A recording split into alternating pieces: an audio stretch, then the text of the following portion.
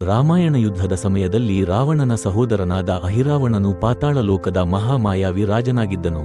ಅವನು ರಾವಣನಿಗೆ ಸಹಾಯ ಮಾಡಲು ರಾತ್ರಿ ವೇಳೆ ಮಾಯೆಯಿಂದ ಯುದ್ಧಭೂಮಿಗೆ ಬಂದು ಶ್ರೀರಾಮ ಮತ್ತು ಲಕ್ಷ್ಮಣರನ್ನು ಅಪಹರಿಸಿ ಪಾತಾಳಲೋಕಕ್ಕೆ ಕರೆದೊಯ್ದನು.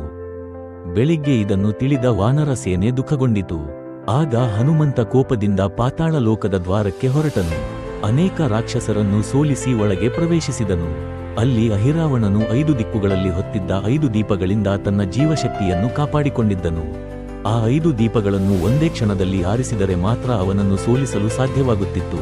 ಅದಕ್ಕಾಗಿ ಹನುಮಂತನು ದಿವ್ಯ ಪಂಚಮುಖ ರೂಪ ತಾಳಿದನು.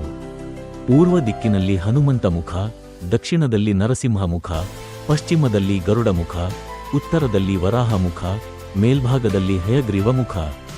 ಈ 5 ಮುಖಗಳಿಂದ ಒಂದೇ ಸಮಯದಲ್ಲಿ ಉಸಿರೆಳೆದು 5 ದೀಪಗಳನ್ನು ಆರಿಸಿದನು. ತಕ್ಷಣ ಅಹಿರಾವಣನ ಮಾಯಾಶಕ್ತಿ ನಾಶವಾಯಿತು. ಹನುಮಂತನು ಅವನನ್ನು ಸಂಹರಿಸಿ ರಾಮ ಮತ್ತು ಲಕ್ಷ್ಮಣರನ್ನು ಬಿಡುಗಡೆ ಮಾಡಿದನು. ರಾಮನು ಸಂತೋಷದಿಂದ ಹನುಮಂತನನ್ನು ಆಶೀರ್ವದಿಸಿ, ನೀನು ಭಕ್ತಿಯ ರೂಪ, ಶಕ್ತಿಯ ರೂಪ ಎಂದು ಕೊಂಡಾಡಿದನು. ಭಕ್ತಿ ಜೊತೆಗೆ ಜ್ಞಾನ, ಧೈರ್ಯ, ಶಕ್ತಿ ಮತ್ತು ಏಕಾಗ್ರತೆ ಸೇರಿದಾಗ ಅಸಾಧ್ಯವು ಸಾಧ್ಯವಾಗುತ್ತದೆ.